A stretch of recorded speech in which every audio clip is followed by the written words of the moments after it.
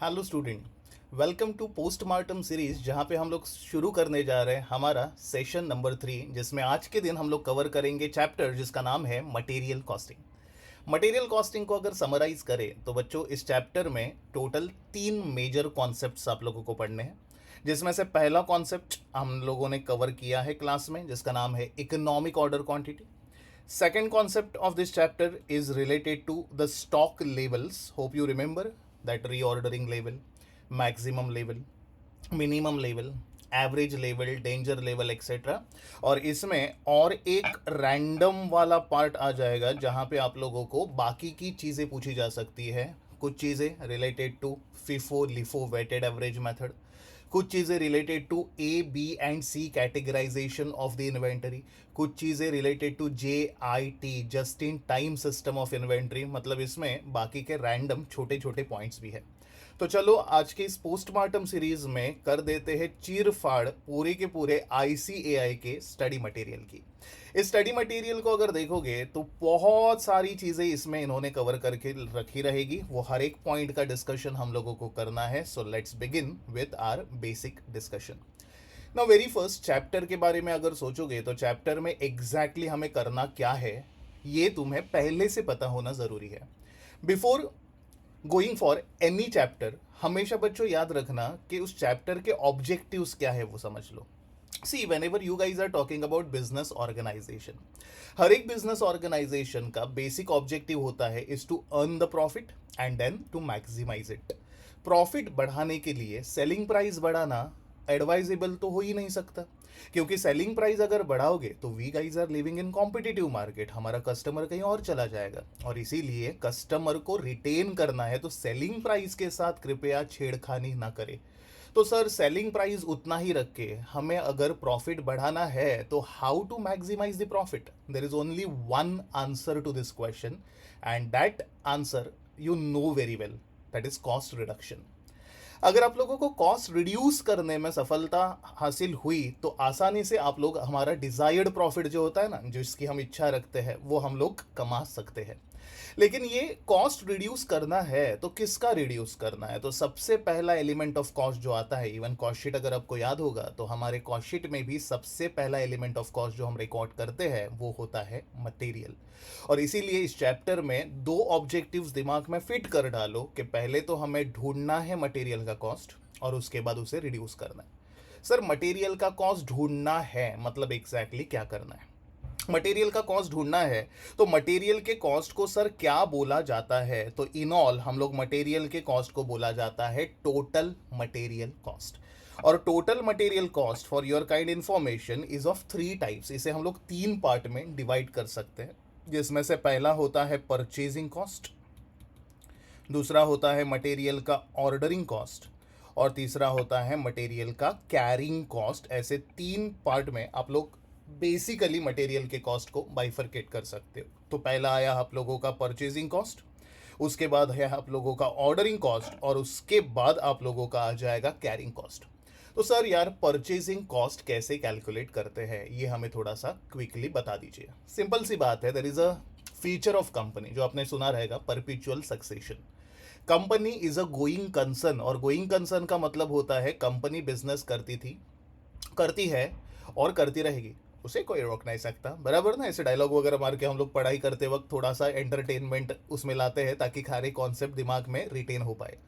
तो यार जब भी कंपनी ने पास्ट एक्सपीरियंस अपना देखा तो कंपनी को पता चला कि से फॉर एग्जांपल, हाँ, कंपनी को हर साल annual requirement is equal to 50,000 units of raw material. Company को ये पता है कि हर साल on an average 50,000 units raw material के इनको लगते हैं। तो 50,000 यूनिट लगते हैं तो कंपनी ये साल भी सोचेगी कि चलो यार ये साल भी 50,000 लगेंगे। एक्चुअल रिक्वायरमेंट बढ़ भी सकता है, कम भी हो सकता है, depend upon market demand, right? But on an average हर साल जितना चाहिए उतना मटेरियल ये साल भी लगेगा, ऐसे हम लोगों ने एस्टिमेट किया। अब ये 50,000 यूनिट बच्चों रैंडमली कहीं से भी ना, लाइक किसी भी सप्लायर के पास से थोड़ी ना खरीदे जाएंगे। ये 50,000 यूनिट खरीदने से पहले कंपनी टेंडर्स, कोटेशंस इनवाइट करती है। तो मार्केट में जितने भी सप्लायर्स होते हैं ये मटेरियल बेचने वाले, वो अपने अपने जो रेट्स है वो कोट करते हैं। सपोज यार मेरे पास 3 रेट्स आए। सप्लायर एक्स ने बोला हम मटेरियल 10 रुपया पर यूनिट के रेट पे देंगे। सप्लायर वाई ने बोला हम मटेरियल जो है वो 8 रुपया पर यूनिट पे देंगे। और सप्लायर जेड बोला हम मटेरियल जो है वो 12 रुपया पर यूनिट पे देंगे। यार कंपनी को सबसे एक काम पे पहले फोकस करना होता है और वो है कॉस्ट रिडक्शन।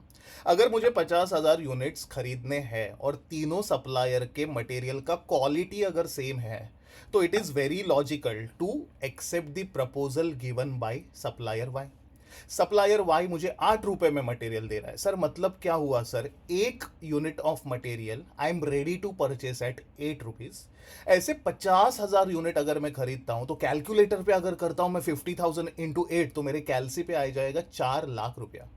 सर 4 लाख रुपया कैसे आया? 50,000 इंटू 8, मतलब जब आप लोग एनुअल रिक्वायरमेंट को रेट पर यूनिट से मल्टीप्लाई करते हो तब जाके आपके पास आ जाता है परचेजिंग कॉस्ट का फिगर। ये बात हुई परचेजिंग कॉस्ट ढूंढने की। हमें कॉस्ट को सिर्फ ढूंढना नहीं है बच्चों, हमें कॉस्ट को रिड्यूस भी करना है। और परचेजिंग कॉस्ट रिड्यूस करने के लिए एक ही चीज आपको हेल्प कर सकती है और उस चीज को बोला जाता है discount. If you are purchasing bulk quantity, if your relation with supplier is too good, मतलब आप लोगों का एक वर्ड जो है वो सुन के सप्लायर आप लोगों को डिस्काउंट देता है, तो उस केस में आप लोगों का परचेसिंग कॉस्ट रिड्यूस हो सकता है। और कई बार आप लोगों ने ये चीज़ नोटिस की रहेगी, अगर अभी तक ये चैप्टर अपने रिवाइज किया रहेगा तो डिसीजन मेकिंग में परचेसिंग कॉस्ट कई बार कंसिडर नहीं की जाती है। पता है क्यों? Because to control purchasing cost discount is needed, and to get discount is not in our hand. We can at least put request from our side, but supplier ने अगर डिस्काउंट दिया तो ही ये रिड्यूस हो सकता है। तो परचेसिंग कॉस्ट रिड्यूस करना अपने हाथ में नहीं है। परचेसिंग कॉस्ट तब रिड्यूस हो सकता है जब सप्लायर डिस्काउंट दे। सही है? तो परचेसिंग कॉस्ट अगर किसी ने बोला कैलकुलेट कैसे करते हैं तो उसे फटाक से बोलना है परचेसिंग कॉस्ट कैलकुलेट करने का एक ही फॉर्मूला है, और फॉर्मूला है annual requirement into rate, that is the purchase price of material and minus discount if any. Perfectly understood? चलो यार सर मटेरियल तो खरीद लिया, और कौन सा खर्चा हो सकता है? तो मटेरियल खरीदने का ना बच्चों प्रोसेस होता है। प्रोसेस में आप लोगों को पहले फोन करना पड़ेगा सप्लायर को for placing an order. Order place करने का सर काय का खर्चा यार? कॉस्ट का मतलब एक्सपेंस है, तो हमें पता चला ऑर्डर कैसे प्लेस करने का। सर एक फ़ोन की ऑर्डर प्लेस कर दिया, आ गया मटेरियल। नहीं बच्चों, ऑर्डर प्लेस करने के लिए तूने फ़ोन किया, टेलीफोन एक्सपेंसेस। अगर वर्बल कम्युनिकेशन बिजनेस में चलता तो यहीं पे बात खत्म होती, लेकिन बिजनेस में अनफॉर्चुनेटली वर्बल कम्युनिकेशन कोई मायने रखता ही नहीं है। तो आप लोगों को इस ऑर्डर को इन राइटिंग देना पड़ेगा। इन राइटिंग का मतलब प्रिंटिंग और स्टेशनरी का खर्चा आया। जैसे आप लोग इन राइटिंग ऑर्डर बनाओगे, you need to dispatch this order to the supplier. यहाँ पे आया पोस्टेज एंड टेलीग्राम का खर्चा। अरे हाँ यार सर, पोस्टेज एंड टेलीग्राम का खर्चा आने के बाद फॉलोअप देने के लिए फिर से कॉल करना पड़ेगा। फिर से आया टेलीफोन का खर्चा। सर क्या बोलते जा रहा है? Telephone expenses, postage and telegram, printing and stationery. Supplier ने फोन करके बोला भाई तेरा मटेरियल रेडी है, आके लेके जा। ट्रांसपोर्टेशन का खर्चा, मतलब एक बार ऑर्डर प्लेस करने के बाद मटेरियल आने तक तूने जितने भी खर्चे किए ना, those all expenses which are related to placing an order activity are called as ordering cost. तो सर यार ऑर्डरिंग कॉस्ट कैसे कैलकुलेट किया जाता है? Let's continue with the same example. मुझे 50,000 यूनिट्स की ज़रूरत थी, बराबर है? मैंने डिसाइड कर दिया वो 8 रुपए वाले सप्लायर के पास से 50,000 यूनिट खरीदेंगे। सर 50,000 यूनिट की जरूरत आपको कब थी? As on day 1 of the year और throughout the year? So answer is throughout the year. पूरे साल भर मुझे 50,000 यूनिट्स की जरूरत है। तो यार पॉसिबिलिटी है कि कंपनी सारे के सारे 50,000 यूनिट का क्वांटिटी जो है वो एक ही साथ खरीद ले। अगर ये 50,000 यूनिट एक ही साथ खरीदे जाए तो कंपनी इस केस में प्लेस करेगी एक ऑर्डर, बराबर है ना? बट कंपनी वाले बोलते हैं कि यार हमें तो 50,000 यूनिट्स पहले दिन नहीं चाहिए, हमें अभी थोड़े चाहिए, बाद में थोड़े चाहिए, क्योंकि 50,000 तो पूरे साल भर की ज़रूरत है। तो कंपनी ने सोचा यार हमारा गोडाउन जो है ना वो छोटा है, उसमें इतने सारे यूनिट आ नहीं सकते और इतने सारे यूनिट की ज़रूरत डे वन पे नहीं है, तो हम क्या करते हैं, 25,000 यूनिट्स अभी खरीदते हैं, 25,000 यूनिट 6 साल के बाद खरीदते हैं। मतलब आप लोगों ने डिसाइड किया to place two purchase order for purchasing annual requirement of raw material. Annual requirement आप लोग 2 इंस्टॉलमेंट में खरीद रहे हो, बराबर है। अगर कंपनी बोलती है यार हमारे पास स्टोरेज का बहुत इशू है, खैर सही बात है यार, अगर बात करो इंडिया के कई सारे कोने की, हमारे यहाँ पे स्टोरेज के ज़्यादा प्रॉब्लम्स हो सकते हैं, and this specially happens in case of perishable product, ज़्यादा देर तक स्टोर नहीं कर पाओगे। अगर आप लोगों की कंपनी ने बोला कि हमें ना यार, हमें 10,000 यूनिट खरीदने चाहिए एट अ टाइम, क्योंकि हमारा स्टोरेज कैपेसिटी नहीं है, हमारे पास लॉरी नहीं है, हमारे पास पैसा नहीं है, मेजर रीजन, बराबर। तो कंपनी ने सोचा 50,000 यूनिट साथ में नहीं खरीदेंगे। How many units we are planning to purchase at a time, 10,000 unit. तो इस केस में कंपनी को प्लेस करने पड़ेंगे 5 ऑर्डर्स। आपके दिमाग में जा रहे हैं मैं क्या एक्सप्लेन करने की कोशिश कर रहा हूं?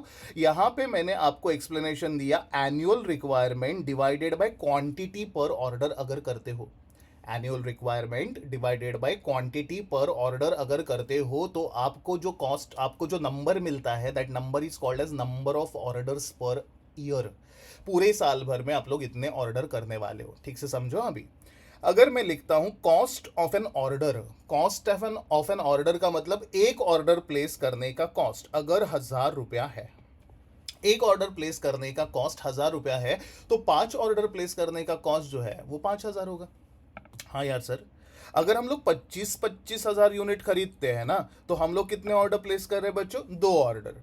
मतलब एक बार ऑर्डर प्लेस करने का कॉस्ट 1,000 रुपया है, 2 ऑर्डर प्लेस करने का कॉस्ट 2,000 हो जाएगा। अरे यस सर। सर अगर हम लोग सारे के सारे 50,000 यूनिट साथ में खरीदते हैं, तो हमें एक ही बार ऑर्डर प्लेस करना पड़ेगा। हाँ, हमें एक ही बार ऑर्डर प्लेस करना पड़ेगा, और उस केस में आपका टोटल ऑर्डरिंग का कॉस्ट जो है वो सिर्फ 1,000 होगा। जा रहे दिमाग में?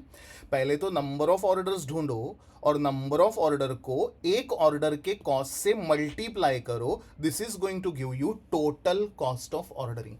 अगर आप लोग सिर्फ सीओ की बात करते हो, तो ये एक ऑर्डर का कॉस्ट है, इसे नंबर ऑफ ऑर्डर से मल्टीप्लाई किया जाता है। नंबर ऑफ ऑर्डर से मल्टीप्लाई करने के बाद आपके पास जो आंसर आता है, that is called as total ordering cost. Order करने का पूरा खर्चा कैलकुलेट करना है, so this is how you are going to compute the calculation. तो अगर देखा जाए तो बच्चों, हम लोग फॉर्मूला रट नहीं रहे, डिराइव कर रहे हैं, कैसे फॉर्मूले से समझ में आ रहे हैं, बराबर है सर। लेकिन आपने तो बोला था चैप्टर के 2 ऑब्जेक्टिव है, पहले तो कॉस्ट ढूंढो। तो ढूंढने का तरीका तो आपने बताया, कॉस्ट कम कैसे करें। ऑर्डरिंग कॉस्ट कम करने के लिए it is always advisable to place single order.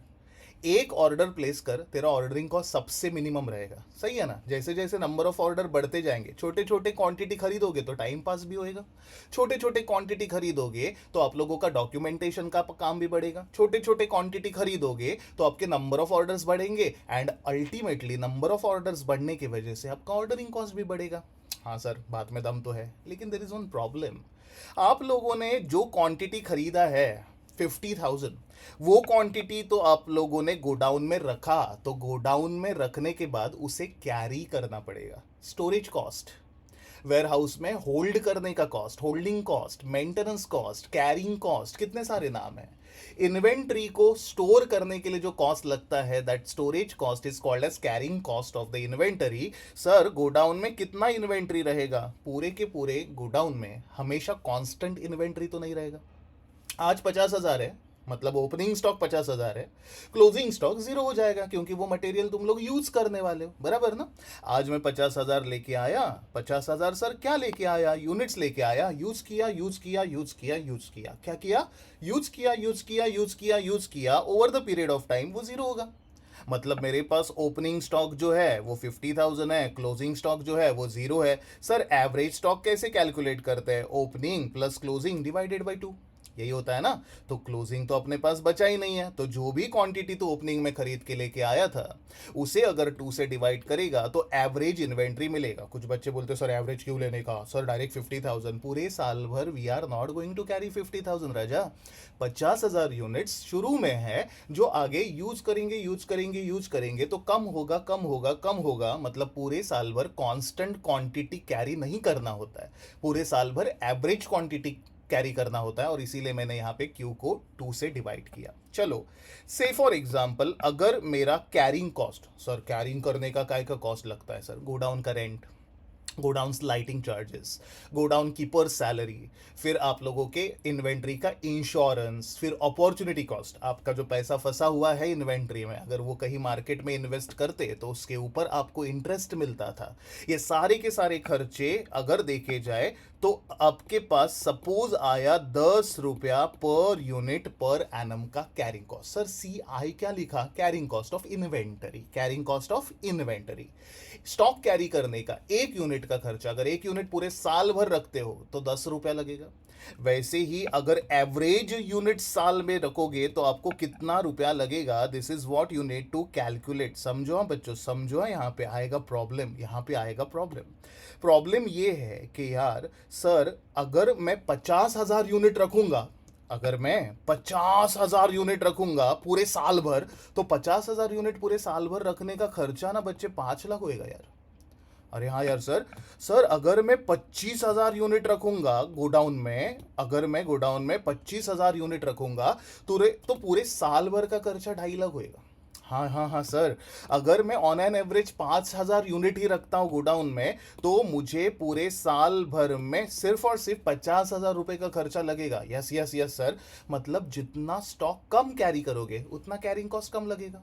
हाँ यार सर, इसका मतलब कैरिंग कॉस्ट अगर कम करना है, कैरिंग कॉस्ट अगर कम करना है तो उसके लिए कम इन्वेंट्री रखना चाहिए, और कम इन्वेंट्री रखने का मतलब होता है स्मॉल स्मॉल साइज में इन्वेंट्री खरीद। अरे सर प्रॉब्लम लग रहा है यार, अगर मैं स्मॉल स्मॉल साइज में खरीदूं तो स्मॉल स्मॉल साइज में खरीदने की वजह से हमारे कंपनी के ऑर्डर्स बढ़ेंगे, ऑर्डर्स बढ़ेंगे तो ऑर्डरिंग कॉस्ट बढ़ता है। अरे हाँ यार सर, ऑर्डरिंग कॉस्ट कम करना है तो अपन ने डिसाइड किया एक ही ऑर्डर कर, और एक ही ऑर्डर का मतलब होता है पूरा का पूरा लमसम में पूरा का पूरा इन्वेंट्री खरीद। पूरा इन्वेंट्री खरीदेगा तो ज़्यादा माल आएगा, ज़्यादा माल आएगा तो ज़्यादा कैरिंग कॉस्ट लगेगा। कैरिंग कॉस्ट बढ़ता है जब ऑर्डरिंग कॉस्ट कम होता है। सर कैरिंग कॉस्ट कम करो ना, कैरिंग कॉस्ट कम करो ना, तो कम इन्वेंट्री रख। कम इन्वेंट्री का मतलब ज्यादा बार खरीदना पड़ेगा छोटे छोटे क्वांटिटी में, ऑर्डरिंग कॉस्ट बढ़ेगा। Ordering cost and carrying cost both are inversely related to each other, और इनवर्सली रिलेटेड का मतलब होता है जब company TCO that is total cost of ordering and carrying कम करना चाहती है, ऑर्डरिंग कम करने के लिए जाती है तो कैरिंग बढ़ता है, कैरिंग कम करने के लिए चाहती है तो ऑर्डरिंग बढ़ता है। सर इसके ऊपर सोल्यूशन है क्या? यस, इसके ऊपर का solution is called as economic order quantity which is invented by professor Wilson. तो विल्सन जी का कहना यह है कि आप लोग मेरा फॉर्मूला यूज करो, और मेरे फॉर्मूला को यूज करके आपका ऑर्डरिंग कॉस्ट, सर क्या बोला, आपका ऑर्डरिंग कॉस्ट और आपका कैरिंग कॉस्ट जो है उसे इक्वल कर सकते हो। तो इन दोनों को इक्वल कैसे करने का, इन दोनों को इक्वल कैसे करने का, सॉल्व करने का। सर सॉल्व कैसे करने का, चलो मैंने दोनों के फॉर्मूलेज तो लिख दिए, फॉर्मूलेज लिखने के बाद अभी मैं इनको सॉल्व करता हूँ। एक जगह पे Q डिवाइडेड है, साइड चेंज करोगे तो दूसरे Q से मल्टीप्लाई हो जाएगा, सो Q into Q will become Q square, बराबर है।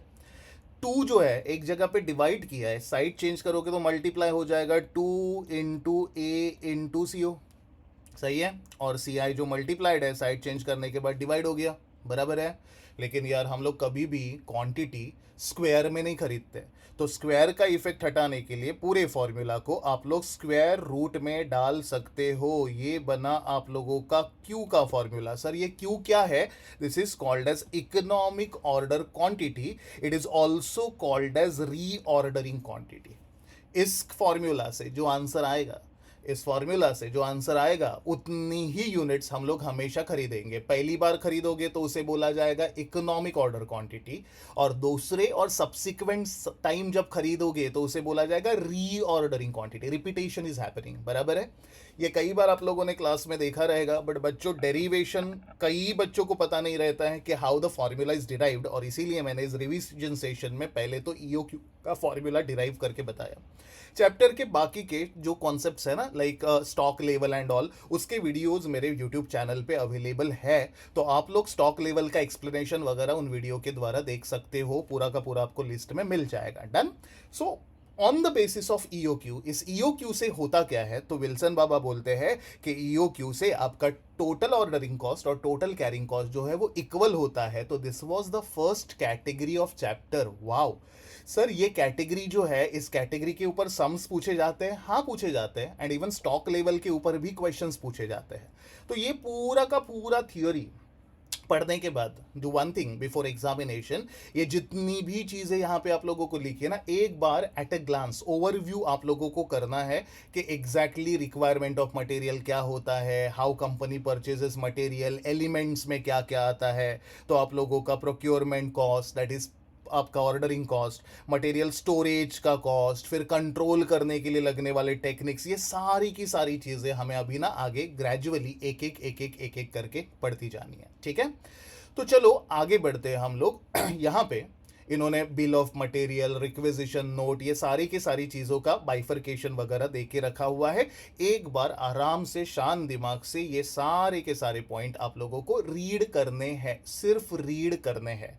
इनका यूज़ मल्टीपल चॉइस क्वेश्चन या फिर आप लोगों को शॉर्ट नोट लिखने के लिए हो सकता है, लेकिन सबसे ज़्यादा इंपॉर्टेंट जो है सम सॉल्विंग, वो चलो करते हैं प्रैक्टिस हम लोग आज के सेशन में। So let's begin with some solving में सबसे पहला इलस्ट्रेशन। अच्छा, before starting with some solving session, यहाँ पे कुछ इंपॉर्टेंट पॉइंट्स हैं वो डिस्कस करने हैं, और डिस्कस करना बहुत ज़्यादा ज़रूरी है, क्योंकि ना ओवरव्यू करते करते कभी ये नज़र के सामने से छूट जाते हैं, समझ में नहीं आता। अगर आपके क्वेश्चन में कोई भी ट्रेड डिस्काउंट दिया रहेगा, तो ट्रेड डिस्काउंट आप लोगों को परचेस प्राइस में से माइनस करना है। जैसे अपन ने A into R minus discount किया, we should deduct only trade discount, we should deduct only trade discount. Cash discount should not be deducted. Cash discount financial item है। अगर आप लोगों ने मेरे कॉस्ट शीट का लेक्चर अटेंड किया रहेगा तो मैंने एक शॉर्टकट बना के दिया था, फाइन ए, वहाँ पे F stands for financial items. Financial items like interest, बराबर, financial items like bad debts, financial items like cash discount, ये सारी की सारी चीज़ें हम लोग कभी भी डिडक्ट नहीं करेंगे। स्टार मार्क करके रखना, दिमाग में डाल के इधर स्टार मार्क करके रखना, ट्रेड डिस्काउंट डिडक्ट होता है, कैश डिस्काउंट डिडक्ट नहीं होता है। सर क्वांटिटी डिस्काउंट रहेगा तो ऑब्वियसली डिडक्ट होगा, it is to be deducted from the calculation. Sir subsidy या ग्रांट या इंसेंटिव रहेगा तो जिस चीज के लिए वो ग्रांट या सब्सिडी मिला है वहां पे आप लोगों को उसे डिडक्ट करना पड़ेगा। सर ये टैक्सेस वगैरह रहेंगे तो इंक्लूड करेंगे। सर क्यों सर इंक्लूड करेंगे? क्योंकि they are expenses on purchases, freight inward, carriage inward, बराबर। सर जीएसटी रहेगा तो क्या करने का, हम लोगों ने कॉस्ट शीट में भी डिस्कस किया है, आज फिर से डिस्कस करते हैं। जीएसटी अगर आईटीसी अवेलेबल है, अगर आईटीसी अवेलेबल है तो जीएसटी को इग्नोर करो। लेकिन अगर आईटीसी अवेलेबल नहीं है, अगर आईटीसी अवेलेबल नहीं है तो इसे कंसीडर करो, इसे कंसीडर किया जाएगा। सो जीएसटी के लिए बी केयरफुल। अगर आपको क्रेडिट मिलने वाला है तो आपका वो खर्चा ही नहीं है, उसे इग्नोर कर दो। लेकिन अगर जीएसटी के लिए क्रेडिट अवेलेबल नहीं है, मतलब वो आपका खर्चा है, तो वो एक्सपेंस ऑन परचेस में ऐड करो। कस्टम ड्यूटी भी आप लोगों को ऐड करना है। क्लास वर्क में एक सम सॉल्व हुआ था केमिकल ए और केमिकल बी का, अगर आपको याद रहेगा तो आप लोगों ने उसमें कस्टम ड्यूटी, रेलवे फ्रेट वगैरह ऐड किया था। एक क्यूट सा वर्ड आता है डीमरेज। सर डीमरेज का क्या करने का? सर ये ना ट्रांसपोर्टर जो होता है ना, ट्रांसपोर्टर पेनल्टी चार्ज करता है। Demurrage is a penalty impose by the transporter. Sir क्यों? Delay in uploading and offloading the material. Material आप लोग जो लोड करते हो, लोड करने में डिले वगैरह हो जाता है ना, तो डिले करने वाला जो पेनल्टी होता है, that penalty is called as demurrage. And demurrage जो है ना, कभी भी आप लोग इंक्लूड नहीं करोगे। इसका रीजन है it is abnormal cost element, ये अबनॉर्मल कॉस्ट है। डिटेंशन चार्जेस, फाइन वगैरह जो भी है not include, penalty not include, ये सारे के सारे आइटम्स नॉट इंक्लूड वाले हैं, बिकॉज ऑलरेडी पता है कि ये अब नॉर्मल है, they are not related to routine business activity. Sir insurance charges रहेगा तो you should consider. Sir commission brokerage रहेगा तो you should consider. Sir freight रहेगा तो you should consider. Summarization abnormal item नॉ चॉल्बे, पेनल्टी नॉ चॉल्बे, डिटेंशन चार्जेस एंड फाइन्स नॉ चॉल्बे, डीमरेज नॉ चॉल्बे, खेला हो बे, इंटरेस्ट दिया है नहीं लेने का, जीएसटी दिया है तब भी लेने का अगर आईटीसी अवेलेबल नहीं है। अगर क्वेश्चन में कैश डिस्काउंट दिया है ना चॉल पे, ट्रेड डिस्काउंट चॉल पे, क्वांटिटी डिस्काउंट चलेगा, क्वांटिटी डिस्काउंट चलेगा, ट्रेड डिस्काउंट चलेगा, कैश डिस्काउंट कंसीडर नहीं होगा, सब्सिडी ग्रांट इंसेंटिव डिडक्ट होगा फ्रॉम दी रेस्पेक्टिव सोर्स। अगर टैक्सेस दिए हैं तो टैक्सेस में जीएसटी वगैरह का आईटीसी है, अवेलेबल है तो कंसीडर नहीं होगा, अवेलेबल नहीं है तो कंसीडर होगा। Demurrage, detention, penalty not to be included, but insurance, freight, commission, brokerage हम लोगों को कंसीडर करना पड़ेगा। सर कंटेनर का कॉस्ट वगैरह दिया रहेगा तो कंटेनर का कॉस्ट, रिटर्नेबल कंटेनर का वगैरह कॉस्ट रहेगा तो उसे हमें ऐड करना पड़ेगा। Very very important point. Sir non returnable container का रहेगा तो हाँ यही इंपॉर्टेंट है, समझो। Non returnable container, the cost of container is added to the cost of purchase of material, क्योंकि आप लोग कंटेनर खरीद के उसे रिटर्न नहीं कर सकते। लेकिन अगर आप लोगों के कंटेनर का नेचर रिटर्नेबल है तो रिटर्नेबल का मतलब क्या होता है पता है? सामने वाला बंदा आपके पास से कुछ पैसे लेगा डिपॉजिट के तौर पे, और जैसे ही कंटेनर रिटर्न करोगे, रिटर्न करने के बाद वो पैसा रिफंड मिलेगा। मतलब पहले तूने खर्चा किया और जैसे ही वो कंटेनर रिटर्न कर दिया खाली वाला, वो पैसा तुझे रिटर्न मिल गया, मतलब तेरे जेब में से पैसा गया ही नहीं। समझ में आ रहा है? समझ में आ रहा है? ये बॉटल है, ये पानी वाले ने मुझे बोला ये जो बॉटल है, अगर खाली बॉटल तू रिटर्न करेगा तो तुझे तेरा डिपॉजिट रिटर्न मिल जाएगा। तो अगर कंटेनर्स रिटर्नेबल है, कंटेनर्स रिटर्नेबल है तो उसका पैसा रिफंड मिलेगा, and in that case it should not be considered in the cost of purchase.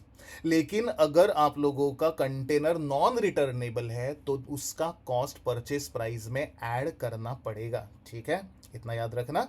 Shortage normal reason वाला रहेगा, आप लोगों का नॉर्मल रीजन वाला शॉर्टेज रहेगा, नॉर्मल शॉर्टेज रहेगा तो कॉस्ट आप लोगों को उसका कंसीडर करना होता है। लेकिन अगर शॉर्टेज मतलब लॉस अब नॉर्मल रहेगा तो आपको पता है हम लोग costing profit and loss account में इसका लॉस जो है वो ट्रांसफर करते हैं। So this all are the few important छोटे छोटे बट वेरी इंपॉर्टेंट पॉइंट जो आप लोगों को दिमाग में रखने पड़ेंगे while dealing with this particular case. चलो let's begin with the discussion. ये वाला जो सम है ये हमारे क्लास वर्क का ही क्वेश्चन है जो हम लोगों ने सॉल्व किया था मटेरियल कॉस्टिंग में, जिसमें 2 केमिकल का इंफॉर्मेशन देके रखा है। केमिकल ए का 10,000 kg आपने खरीदा 10 रुपए पे, केमिकल बी का 8,000 किलोग्राम आप लोगों ने खरीदा 13 रुपए पे। उनका कस्टम ड्यूटी दिया है 10% और ब्रैकेट में लिखा है क्रेडिट इज नॉट अवेलेबल, का मतलब है this is expense on purchase and this expense and purchase we must consider, क्योंकि हमें रिफंड नहीं मिलने वाला है। रेलवे फ्रेट भी देके रखा है। तो सर यार क्या कैलकुलेट करना है, पढ़ो आगे। इन्होंने बोला कि shortage of 500 kgs in chemical A and 920 kgs in chemical B is noticed due to normal breakages। Transit में मटेरियल खराब वगैरह होता है ना, उसकी वजह से 500 किलो एंड 320 किलो का केमिकल ए और केमिकल बी आपको कम मिला। मतलब जो भी क्वांटिटी आपने ऑर्डर किया था वो क्वांटिटी आपको पूरा मिला ही नहीं, उसमें आप लोगों को 500 एंड 320 का शॉर्टेज मिला। आगे question says that you are required to compute the rate per kg. Sir rate per kg का मतलब क्या होता है? Cost per KG. और ये कैलकुलेट करने के लिए आपको पहले टोटल कॉस्ट ढूंढना पड़ेगा और उसे टोटल नेट क्वांटिटी से डिवाइड करना है। डन। आपको ये दोनों मटेरियल के लिए करना है और आगे लिखा है you should made a provision at the rate of 2% for further deterioration. मतलब आगे जाके आपका मटेरियल खराब हो सकता है, रखे रखे उसके लिए 2% का प्रोविजन करना है। ठीक है, तो पहले तो अपने को ढूंढना पड़ेगा total cost. Sir total cost में क्या क्या आएगा? पहले तो हमारा परचेजिंग कॉस्ट आ जाएगा 1 लाख और 1,04,000, बराबर है। तो पहले तो हम लोगों ने परचेसिंग कॉस्ट लिख दिया यार 1 लाख और 1,04,000। डन। उसमें कस्टम ड्यूटी 10% ऐड करना है, तो 1 लाख का 10% और 1,04,000 का 10% हम लोगों ने ऐड कर दिया। समझ में आ रहा है? इन दोनों को अगर ऐड करोगे ना 10,000 एंड 10,400 को, तो आप लोगों को ये वैल्यू मिल जाएगा which is given in the question 20,400। तो पहले 3 आइटम्स लिख दिए। सर रेलवे फ्रेट को बाइफरकेट करना है। सर कैसे बाइफरकेट करें? आपके क्वांटिटी के रेशियो में, क्योंकि फ्रेट क्वांटिटी उठा के लाने का खर्चा है, क्वांटिटी लेके आने का खर्चा क्वांटिटी के रेशियो में बाइफरकेट होगा। तो अगर कैलकुलेटर पे आप लोग करते हो 3840 multiply by 10 divided by 18, multiply by 10 divided by 18 करते हो तो आ जाएगा 2133। सर कैसे किए 3840 into 10,000 divided by 18,000, and in second case 3840 into 8,000 divided by 18,000 अगर आप लोग करोगे तो आपके कैलसी पे दिए हुए नंबर प्रकट होंगे।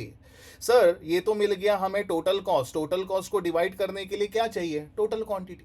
सर टोटल क्वांटिटी कैसे आएगा, आपने 10,000 किलोग्राम का केमिकल ऑर्डर किया था, सही है, उसमें से 500 का शॉर्टेज आया और उसमें से 2% का आप लोगों ने प्रोविजन बनाया। कैलसी पे करो, 10,000 minus 500 minus 2% is equal to 9310। अरे हाँ यार सर, आप लोगों ने 8,000 किलोग्राम का मटेरियल खरीदा था, उसमें से 320 का शॉर्टेज आया और फिर 2% का प्रोविजन बनाया। 8,000 माइनस 320 माइनस 2% करोगे तो आपको दिए हुए नंबर आएंगे, और ऐसे ही आप लोगों के टोटल कॉस्ट को जब टोटल क्वांटिटी से डिवाइड करोगे आपका आंसर आपको मिल जाएगा। सो वेरी बेसिक क्वेश्चन, जहाँ पे क्या क्या कंसीडर करना है, क्या क्या कंसीडर नहीं करना है, ये कवर किया है। आशा करता हूँ आप लोगों के कॉन्सेप्ट रिवाइज होते जा रहे हैं। So we have started with very basic calculation of material cost. ऐसा ही एक इलस्ट्रेशन आगे की लाइन पे कवर किया गया है, which says that at what price per unit would part number A32 be entered in the store ledger। मतलब इन्होंने एक पार्ट खरीदा है, उसका पर यूनिट का प्राइस अपने को ढूंढना है कि जिस प्राइस पे उसे स्टोर लेजर में मतलब मटेरियल के अकाउंट में रिकॉर्ड किया जा सके। If following invoice was received from a supplier, supplier ने एक इनवॉइस दिया है जिसमें आपने 200 यूनिट इस पार्ट के खरीदे हैं एट द रेट ऑफ 5, मतलब आप लोगों का टोटल परचेजिंग कॉस्ट जो है वो 1,000 आ गया। That is quantity multiply by rate बराबर 20% का डिस्काउंट मिला। जब कुछ नहीं बोला रहेगा तो बच्चों यार ये डिस्काउंट आप लोगों का ट्रेड डिस्काउंट है, और trade discount we should always consider for our calculation. तो आपका जो ये अमाउंट 800 रुपये का है, this is the net purchasing cost which we have spend.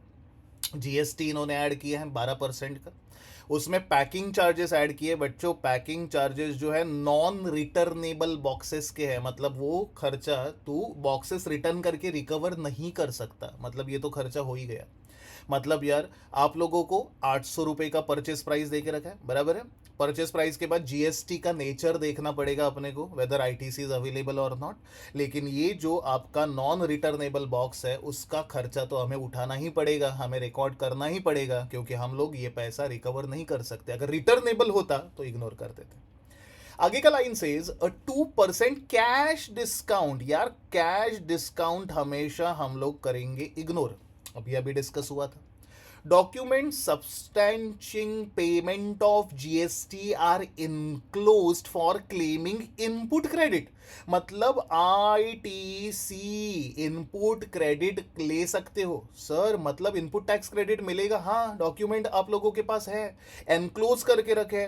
ITC अगर अवेलेबल है तो अवेलेबल का मतलब हमें GST को भी करना पड़ेगा इग्नोर। तो सर हमारा कॉस्ट कितना हो गया 800 रुपया, परचेस प्राइस 50 रुपया, नॉन रिटर्नेबल का प्राइस देख लो, टोटल हमारा हो गया 850, और हमने खरीदे हैं 200 यूनिट्स। 850 को 200 यूनिट से डिवाइड करोगे तो आपका आंसर आ जाएगा 4.25। सोटे क्वेश्चन मेरे सोटे बच्चों। यहाँ पे 4.25 का कॉस्ट पर यूनिट हमारे लेजर में, स्टोर लेजर में रिकॉर्ड होना चाहिए। और इन्होंने भी नोट में लिखा है cash discount is treated as interest and finance charges, hence not considered, and input credit is available, इसीलिए GST is also not added to the purchase cost. So very basic point we have started with. अभी धीरे धीरे करके stock level और EOQ के concept पे हम लोगों को आगे बढ़ना है। So without wasting time let's continue with the next part of the question. आगे के पॉइंट में मटेरियल स्टोरेज रिकॉर्ड्स सारे के सारे ड्यूटीज वगैरह इन्होंने थियोरिटिकल पार्ट कवर करके रखा हुआ आपको मिलेगा।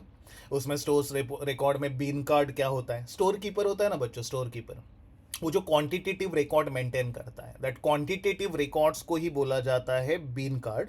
बट स्टॉक कंट्रोल कार्ड जो होता है ना, उसमें inventory maintain by stores department, हर एक आइटम का मटेरियल का ना पूरा का पूरा रिकॉर्ड रखा जाता है, रिसीट कितना है, इशू कितना है, ये सब कुछ लिखा जाता है। That is called as stock control card. और स्टोर लेजर में क्वांटिटी भी होता है, अमाउंट भी होता है। सर बिन कार्ट में क्या होता है? क्वांटिटी। सर स्टोर कंट्रोल में क्या होता है? क्वांटिटी। और स्टोर लेजर में quantity of material as well as value of material. These are the basic differences. एक बार एग्जाम में जाने से पहले जरूर ओवरव्यू करके जाना, छोटे छोटे पॉइंट है, एमसीक्यू में आपकी गाड़ी कहीं पे अटकनी नहीं चाहिए, बस इन्होंने डिस्टिंग्विश वगैरह दिया है। डन। चलो आगे बढ़ते हैं। इन्वेंट्री कंट्रोल में इन्होंने स्टॉक के लेवल डिस्कस करके रखे। स्टॉक के लेवल में सबसे पहला लेवल है reorder level of stock, and ROL का फॉर्मूला हम लोगों ने पढ़ा हुआ है, that is maximum consumption into maximum lead time, और इसमें ऐड करना है सेफ्टी स्टॉक अगर दिया रहेगा तो। होपफुली आप लोगों को ये याद रहेगा। अगर आप लोगों को स्टॉक लेवल्स के एक्सप्लेनेशन इन डिटेल चाहिए तो सेपरेट वीडियो मेरे यूट्यूब चैनल पे है, आप लोग उसे रेफर कर सकते हो, गाड़ी कहीं पे अटकनी नहीं चाहिए। सर ये आरओक्यू और ईओक्यू क्या होता है? सर एक बार कितना ऑर्डर प्लेस करना है उसका फॉर्मूला अपन ने पढ़ा था, it is under root 2 into A into C O divided by C I करोगे तो ये भी आंसर मिलेगा। सर ये मैक्सिमम स्टॉक लेवल क्या होता है?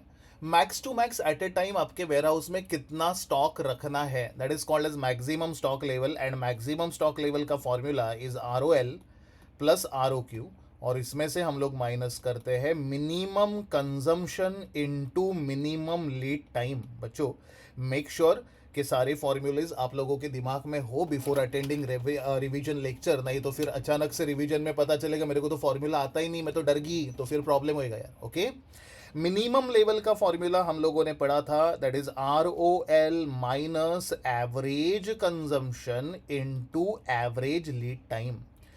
जब क्वेश्चन में कुछ स्पेसिफिकेशन ना हो तो ही हम लोग एवरेज कंसीडर करते हैं।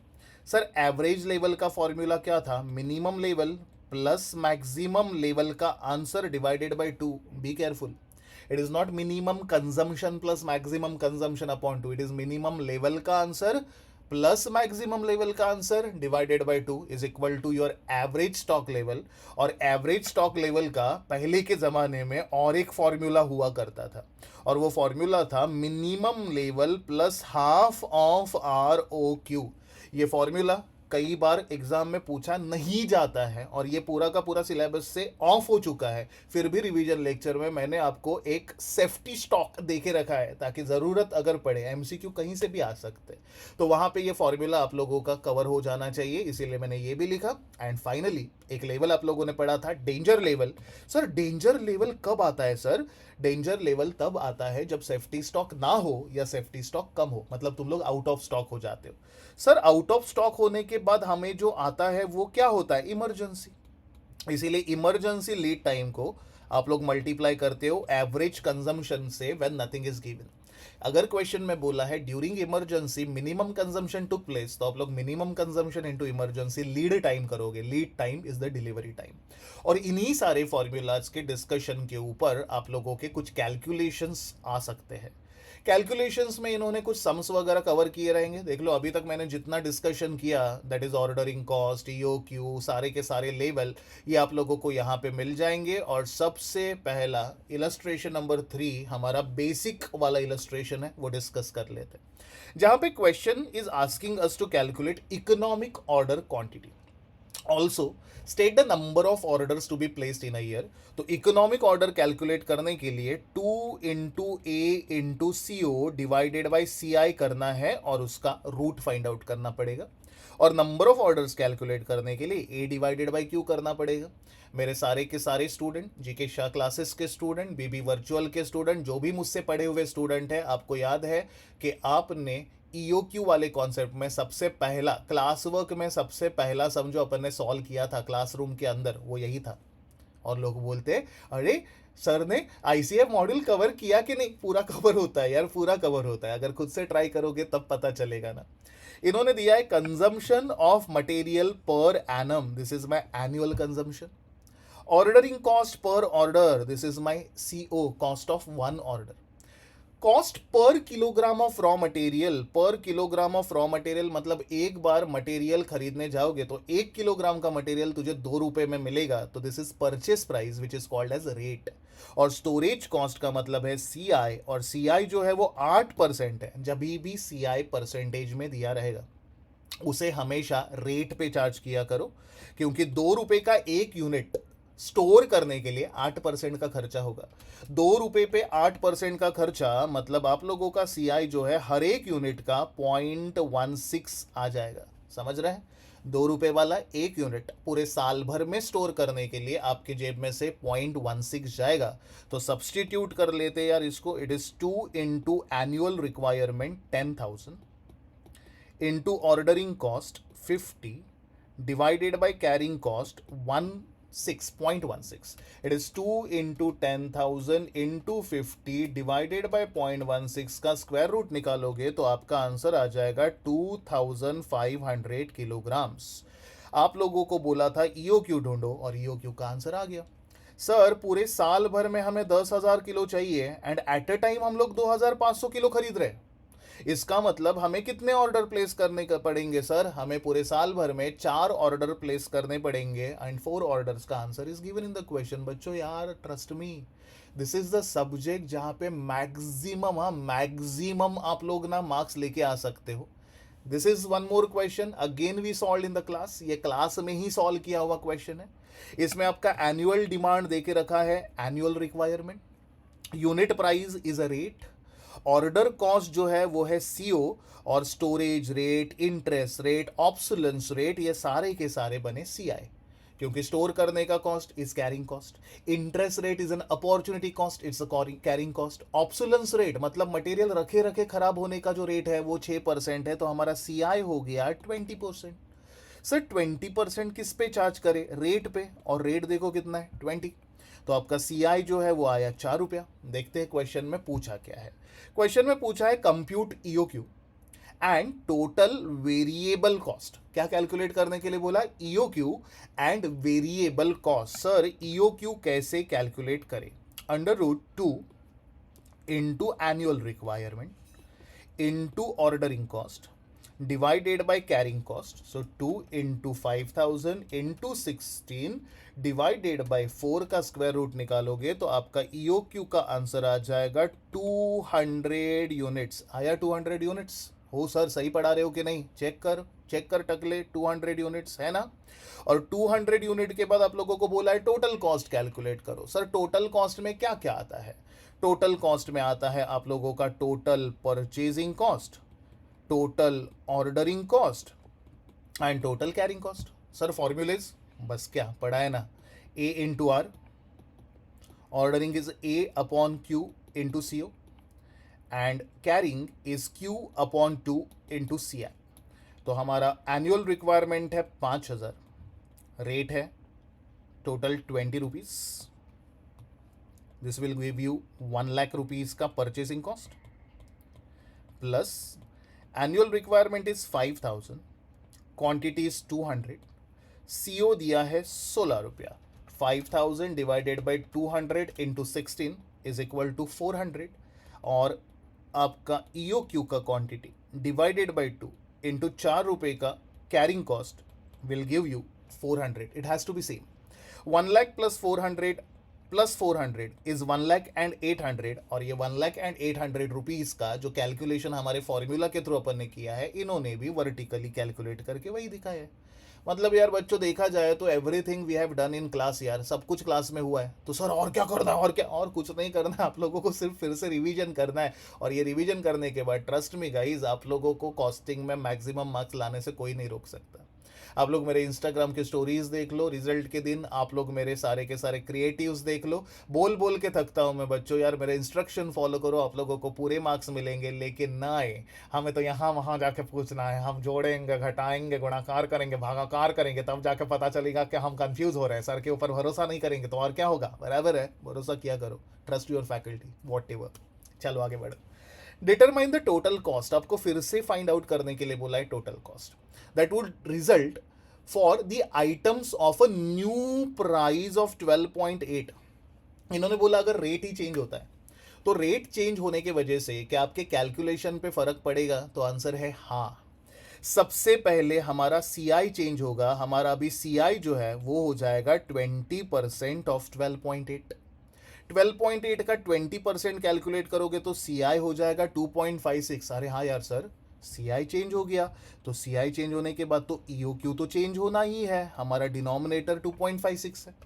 2 इंटू 5000 इंटू 16 डिवाइडेड बाई 2.56 का स्क्वायर रूट निकालने के बाद हमारा ई ओ क्यू बन गया 250 units. You can cross check, हमारा नया ई ओ क्यू बन गया 250 यूनिट। तो सर आगे के भी कैलकुलेशन चेंज हो जाएंगे। यस, हमारा परचेस प्राइस है 12.8, हमारा ईओ क्यू है 250, हम लोगों का कैरिंग कॉस्ट जो है एक यूनिट कैरी करने का वो भी चेंज हो चुका है एंड दैट इज 2.56। अगर आप लोग इसे सॉल्व करो तो आपका आंसर पूरा का पूरा चेंज हो जाएगा। This will become 64,000 plus 320 plus 320 और इसे ऐड करने के बाद आपका आंसर हो जाएगा 64,640। फटाफट कैलकुलेटर पे चेक करके देखना, मैंने सारे के सारे चेंजेस करके जो आंसर ढूंढा है, क्या इनका आंसर भी वही? ओ माय गॉड सर, वही आंसर वही आएगा ना यार। क्वेश्चन मैं सॉल्व करूँ, आप सॉल्व करें, कोई और फैकल्टी सॉल्व करे या आईसीआई सॉल्व करे, यार आंसर तो वही आएगा अगर कॉन्सेप्ट्स आप लोगों के क्लियर है तो। सो ग्रेजुअली हम लोग आगे आगे बढ़ रहे हैं यार बच्चों। हम लोगों ने पहले चेक किया कि कैसे कैसे कैलकुलेशंस आ सकते हैं, फिर मैंने आपको ओवरव्यू दे दिया। ओवरव्यू देने के बाद अभी हम लोग छोटे छोटे क्वेश्चंस डिस्कस करने जा रहे हैं। यहाँ पे आ गए हैं फिर से इनके फॉर्मूलेज, और ये फॉर्मूलेज ऑलरेडी मैंने थोड़ी देर पहले आपके साथ डिस्कस किए थे। फॉर्मूलेज देने का मतलब ये निकलता है कि आगे का सम जो है वो भी आप लोगों का इन्हीं फॉर्मूला के ऊपर बेस्ड रहेगा। And again this question number 5, illustration number 5 guys we have already solved in class. हम लोगों ने इसे क्लास में सॉल्व किया है। There are two components, that means there are two raw material. एक है रॉ मटेरियल ए और दूसरा है रॉ मटेरियल बी। इनका नॉर्मल यूजेज दिया है। नॉर्मल यूजेज का मतलब होता है एवरेज कंजम्पशन दिया है, मतलब material A as well as material B each का मतलब दोनों मटेरियल का नॉर्मल कंजम्पशन जो है वो है 50 units. Maximum consumption, minimum consumption is also given. Reorder quantity, sir reorder quantity क्या होता है? Generally it is EO Q, but हम लोग इसे सेकेंड एंड सब्सिक्वेंट ऑर्डर में बोलते हैं आर ओ क्यू, ये भी दे के रखा है। Reorder period, sir reorder period को दूसरा कोई नाम है क्या? हाँ, इसे दो नाम से जाना जा सकता है, एक तो लीड टाइम या डिलीवरी टाइम। ए का 4 to 6 में 4 is the minimum lead time, 6 is the maximum lead time, तो हमारा एवरेज लीड टाइम हो जाएगा 5। बी का 2 is the minimum lead time, 4 is the maximum lead time, तो एवरेज लीड टाइम हो जाएगा 3।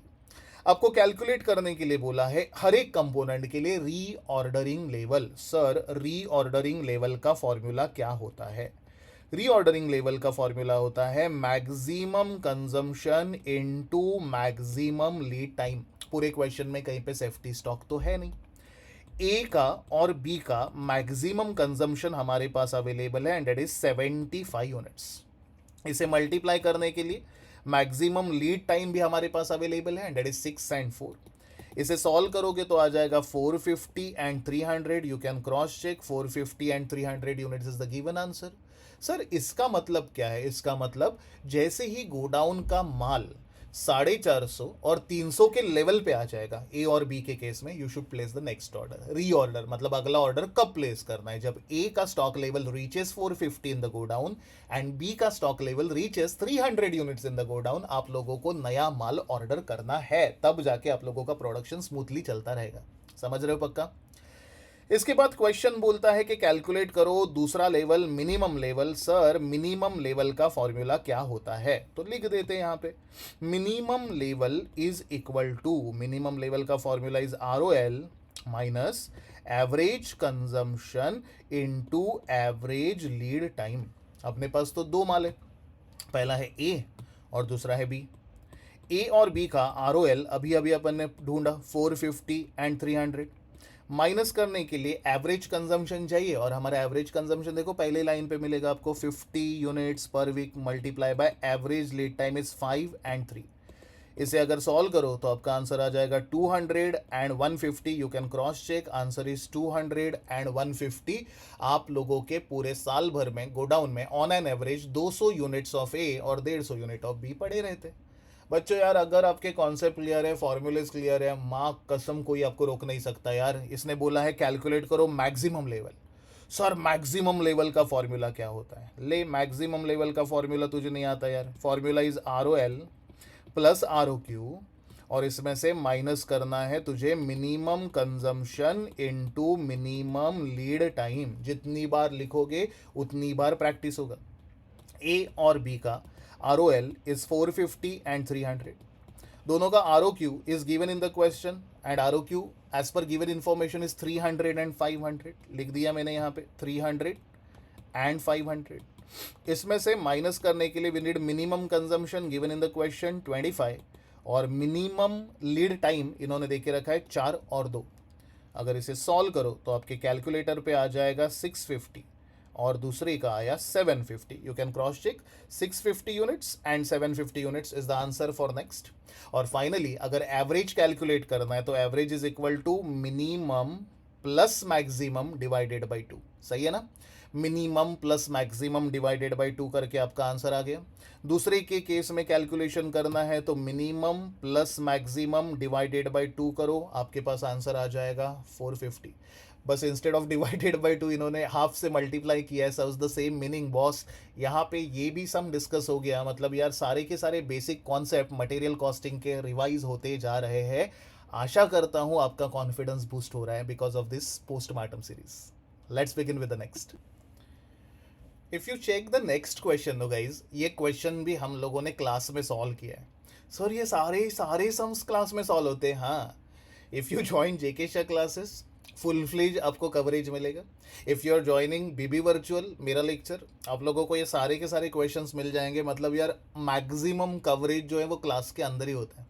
और जो मेरे पास्ट स्टूडेंट हैं जिन्होंने अटेंड किया है, जिन्होंने सारे के सारे एग्जाम्स क्रैक किए, उनसे अगर आप लोग बात करो तो ये भी पता चल जाएगा आप लोगों को कि मैक्सिमम होमवर्क सम्स का प्रैक्टिस जो है वो भी क्लास में ही होता है। मतलब यार by the end of the day जैसे आप लोग घर पे जाते हो लेक्चर अटेंड होने के बाद, बच्चे आई एम प्रिटी श्योर कि इतना तो कॉन्फिडेंट होते हैं कि उनके पास इतना नॉलेज है कि वो खुद से सारे के सारे क्वेश्चन रिवाइज कर सकते हैं। इसीलिए बच्चों यार कुछ भी डाउट रहेगा तो यार बने रहना, कुछ भी रहेगा तो पूछा करो। एग्जाम से पहले सारे डाउट सॉल्व होना ज़रूरी है।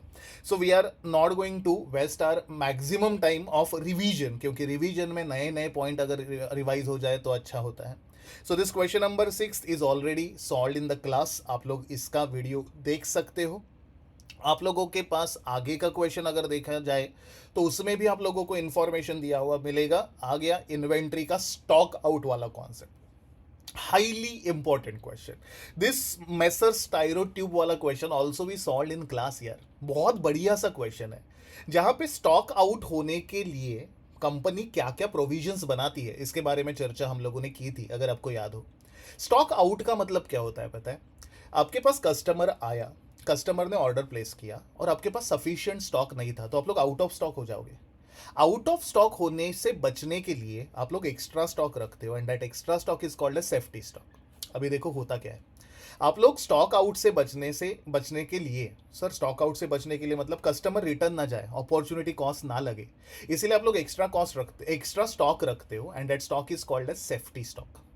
सेफ्टी स्टॉक रखते हो, रखने के लिए कैरिंग कॉस्ट लगेगा। अरे हाँ यार सर, कस्टमर रिटर्न जाए और नुकसान होए, इससे बचने के लिए तूने एक्स्ट्रा स्टॉक रखा, that stock is called as safety stock. Sir safety stock रखेंगे तो कैरिंग कॉस्ट लगेगा। सर कैरिंग कॉस्ट कम करना है तो सेफ्टी स्टॉक मत रख। सेफ्टी स्टॉक नहीं रखेंगे तो कस्टमर रिटर्न जाएगा, कस्टमर रिटर्न जाएगा तो अपॉर्चुनिटी कॉस्ट लगेगा। सिंपल सी बात है ना यार। अगर मैं स्टोर कीपर के पास गया, से फॉर एग्जांपल मुझे कुछ स्टेशनरी का मटेरियल खरीदना है, बुक वगैरह खरीदना है, और बुक खरीदने के लिए मैं एक स्टेशनरी वाले अंकल के पास गया और उनको बोला अंकल मुझे सुंदरम की नोटबुक चाहिए, दे दो। अंकल ने चेक किया और उनके पास सुंदरम की नोटबुक मिली ही नहीं। उन्होंने बोला बेटा 2 दिन रुक, मैं तुझे ला के देता हूँ।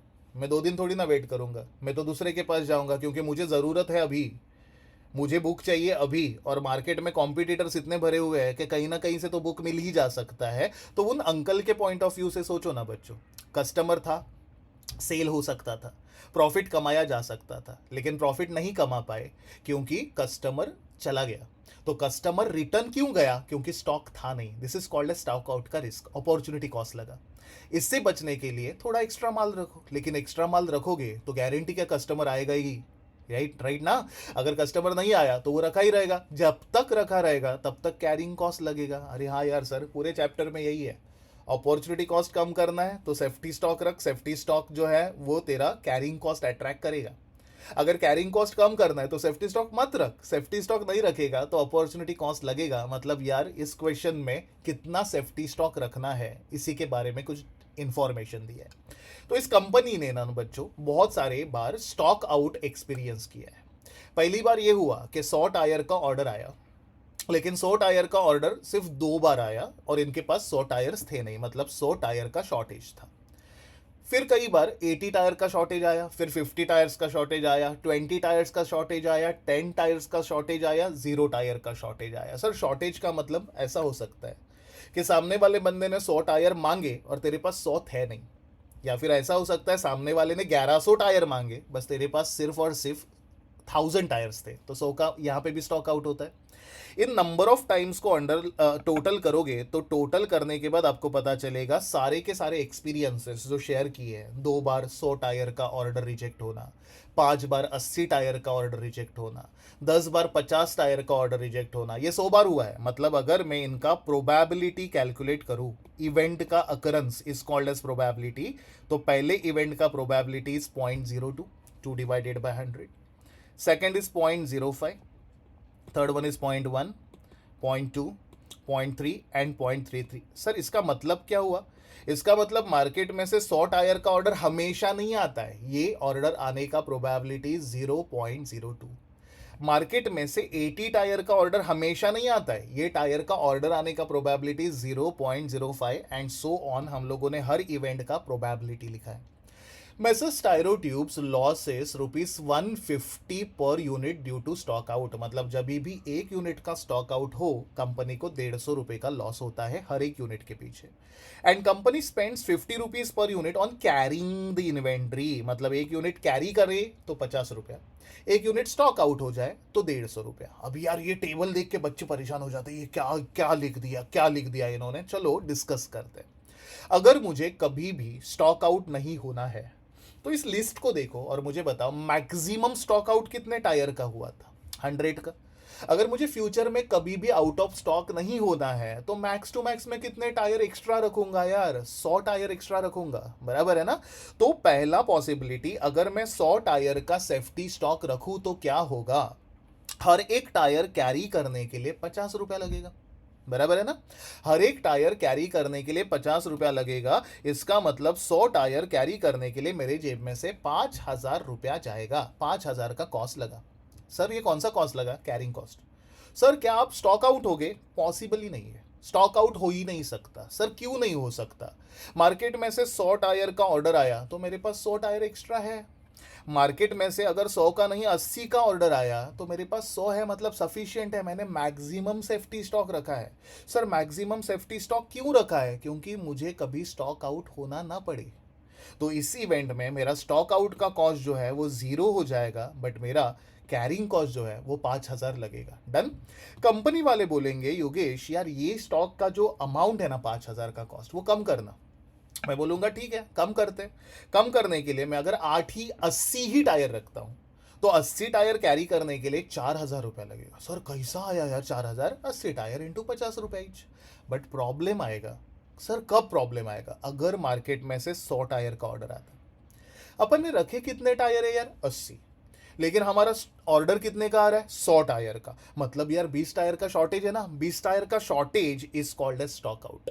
सही है।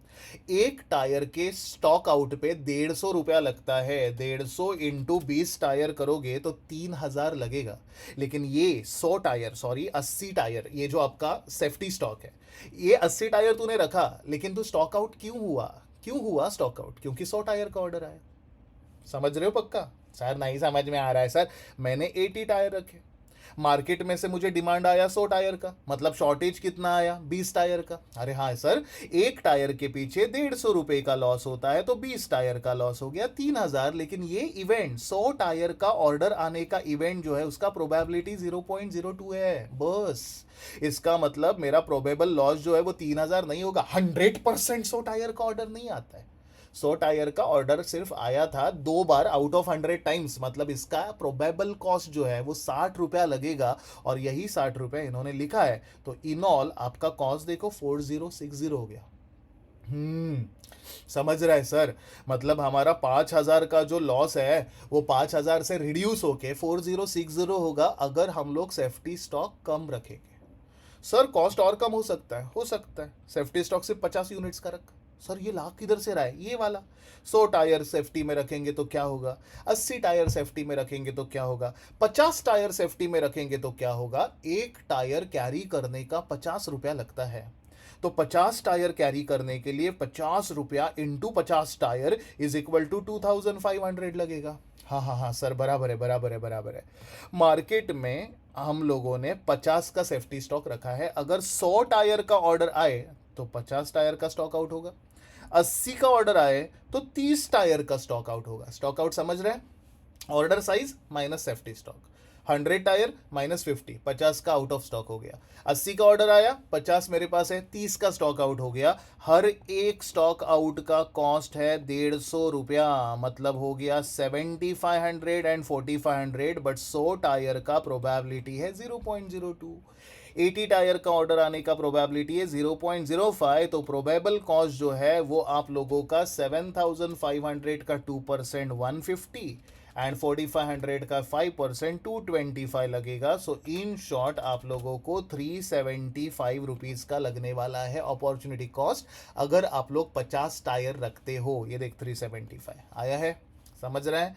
ऐसे इन्होंने हर एक केस के कैलकुलेशन किए हैं टोटल कॉस्ट के, और टोटल कॉस्ट में जहां पे सबसे कम टोटल कॉस्ट है ना बच्चे, जहां पे सबसे कम टोटल कॉस्ट है वो हमारा बन जाता है optimum stock level, and optimum stock level is 2140। बच्चों यार देखा जाए तो आप लोगों को ये सम क्लास में भी हुआ है, बट मैंने पर्सनली समझा कि यार ये सम थोड़ा सा डिस्कस होना ज़रूरी है, और इसीलिए इस सेशन में मैंने इस क्वेश्चन का डिस्कशन किया है। थरली आपके डैशबोर्ड पे जो वीडियो अवेलेबल रहेगा एक बार फिर से देख लेना। तो we completed with EOQ discussion, we completed with stock level discussion, we completed with safety stock and stock out risk वाला यार डिस्कशन। और अगर देखा जाए तो ये क्या हो गया सर, ये क्या हो गया, ये तो चैप्टर खत्म हो गया। हाँ यार चैप्टर खत्म हो गया। चैप्टर में एंड में एक और पॉइंट कवर किया गया है, that is categorization of stock between A, B and C. Highly valued जो स्टॉक होता है ना, हाईली वैल्यूड स्टॉक, वो अपने लिए ए कैटेगरी में जाता है। मॉडरेट वैल्यू वाला स्टॉक जो है वो बी कैटेगरी में जाता है, और जो सबसे घटिया सा स्टॉक होता है, लोएस्ट वैल्यू जिसे बोल सकते हो, वो जाता है आप लोगों का सी कैटेगरी में। सर ऐसा क्यों करते हैं? क्योंकि हमें इन्वेंटरी का कॉस्ट कम करना है, और इन्वेंट्री का कॉस्ट कम करने के लिए इन्वेंट्री को कैटेगराइज करोगे तो इफेक्टिवनेस बढ़ेगा। ज़्यादा खर्चा ए ग्रेडेड माल के लिए करो, एवरेज खर्चा बी ग्रेडेड के लिए करो, सी के लिए खर्चा करने की ज़रूरत ही नहीं है। तो इन्होंने आप लोगों को एबीसी कैटेगराइजेशन का सम दिया, एंड लकीली क्लास में भी हम लोगों ने ये सम सॉल्व किया है यार। ये यूनिट और यूनिट कॉस्ट मल्टीप्लाई करके आपको वैल्यू ढूंढना है। जो भी वैल्यू आएगा उस वैल्यू का परसेंटेज लेना है आप लोगों को, और जो परसेंटेज रहेगा उसके हिसाब से आप लोगों को हाईएस्ट टू लोएस्ट बेसिस पे एबीसी कैटेगराइजेशन करना है। इन्होंने कैटेगराइजेशन करने के लिए ना बेसिस जो है वो अज्यूम करके रखा है। ये अज्यूम करके आप लोग एबीसी कैटेगराइजेशन कर सकते हो। एग्जाम में ये कैटेगराइजेशन करने के लिए जो बेसिस है वो बेसिस हमेशा दिया रहेगा।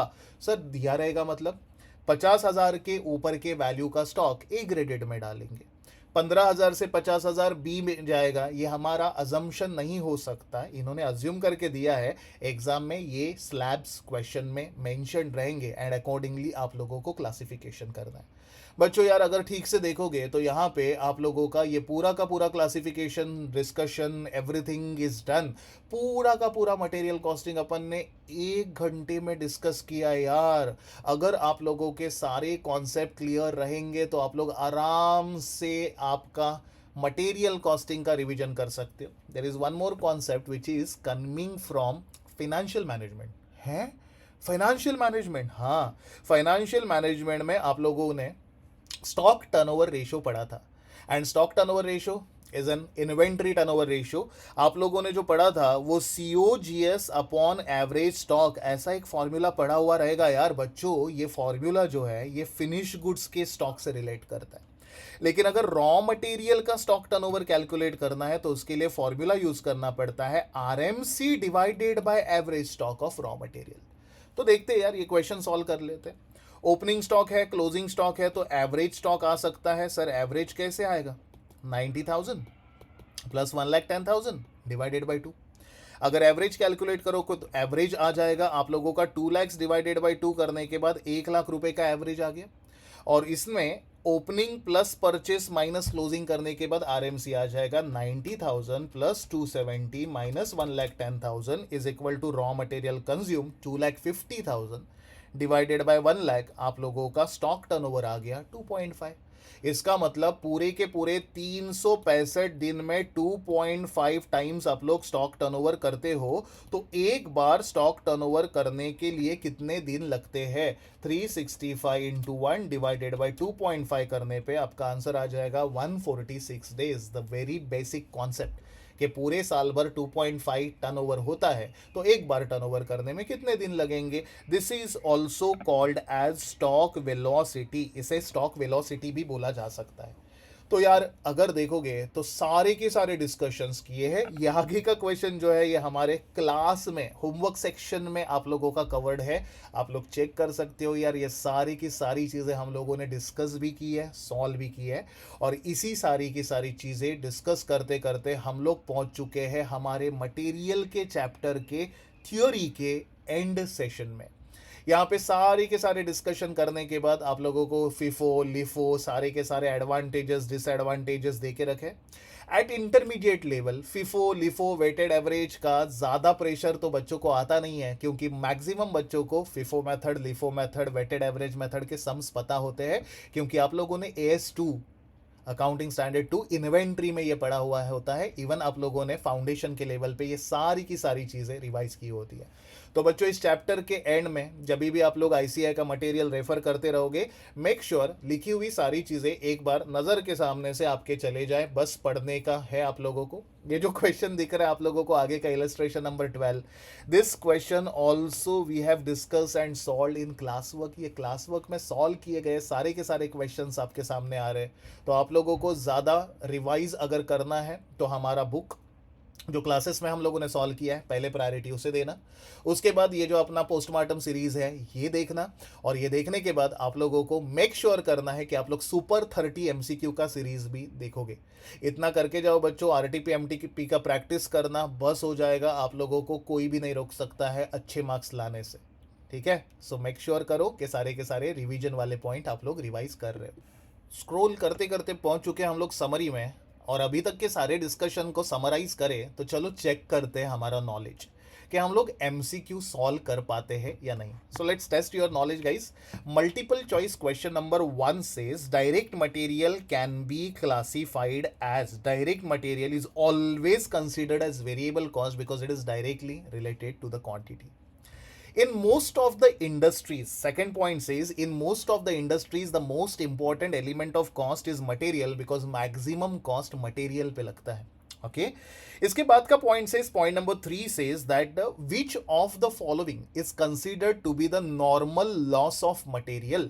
Sir normal loss of material आज ही के सेशन में शुरू में जो पहला क्वेश्चन सॉल्व किया था उसमें पढ़ा था अपन ने, shortage of material, breaking of bulk ना, बल्क में लेके आते वक्त जो डैमेजेस वगैरह होते हैं that is to be considered as normal loss of material. इसके बाद का point says in which of following methods of pricing cost lag behind the current economic values।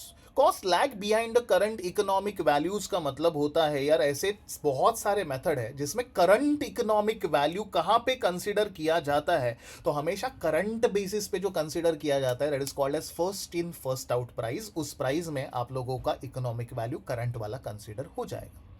Point number 5, MCQ number 5 says continuous stock taking is a part of, continuous stock taking हमेशा stock का valuation लेके रहने का, उसका detail लेके रहने का, this is the part of perpetual inventory system. हाँ आप लोगों का ABC, आप लोगों का just in time, bin card, ये सारे के सारे लेटेस्ट टेक्निक है। कंटिन्यूस स्टॉक के बारे में इंफॉर्मेशन लिखते रहो, कितना आया कितना गया कितना आया, ये परपेचुअल सिस्टम में आता है।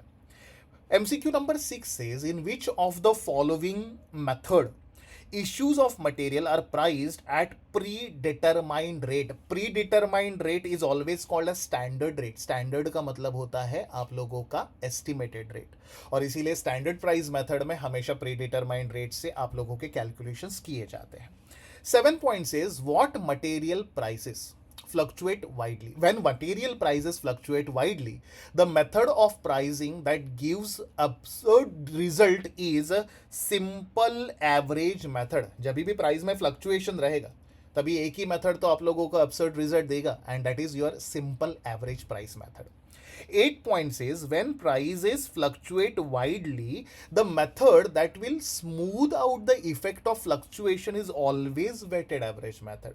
क्योंकि प्राइस बढ़े कम हो जाए उसे स्मूदन करने के लिए आपको weighted average method हमेशा हेल्प करेगा. Point number 9 says, MCQ number 9 says, under the FSN system of inventory. Sir, FSN क्या होता है? उसी का तो फुल फॉर्म आंसर में लिखा हुआ है. That is frequency usage of item of inventory is FSN method. इसका फुल फॉर्म होता है fast, slow and non moving. याद रखना ये. इस कैटेगराइजेशन में F stands for fast moving items, slow moving items and non moving items. Okay, now पढ़ो, शायद से क्लैरिटी मिल जाए. Under fast, slow and non-moving system of inventory control, inventory is classified on the basis of frequency of usage. समझा भी? कौन सा जल्दी use होता है, कौन सा धीरे धीरे यूज होता है, कौन सा इन्वेंट्री यूज ही नहीं होता है. So it is totally depends upon the frequency of the inventory, और ये फास्ट, स्लो और नॉन मूविंग में आपको कंसीडर करते हुए दिखाई देगा. Form used for making a formal request to the purchasing department to the purchase material is purchase requisition note.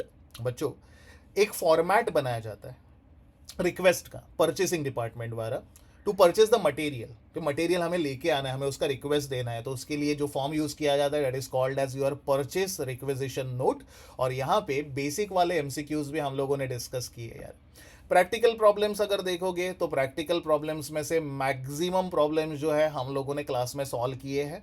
My personal request to all of you before going for the examination, यहाँ पे जितने भी आप लोगों को ये practical problems दिख रहे हैं ना, उनको एक बार प्लीज़ प्रैक्टिस करना. और ये प्रैक्टिस अगर खुद से करोगे तो आपका कॉन्फिडेंस जो है वो बहुत अच्छे से बूस्ट हो जाएगा. यहाँ पे सारे के सारे वैरायटीज़ आपके कवर्ड है. So I am wishing you very very all the best for your preparation, even also for your examination. And here is the end of your postmortem series session number 3, जिसमें हम लोगों ने material costing discuss किया है. इसी से connected आगे का लेक्चर ज़रूर देखना, जहाँ पे हम लोग मल्टीपल चॉइस क्वेश्चन का थरली प्रैक्टिस करेंगे. मिलते हैं सुपर 30 MCQs मटेरियल कॉस्टिंग के लेके. तब तक के लिए टेक केयर.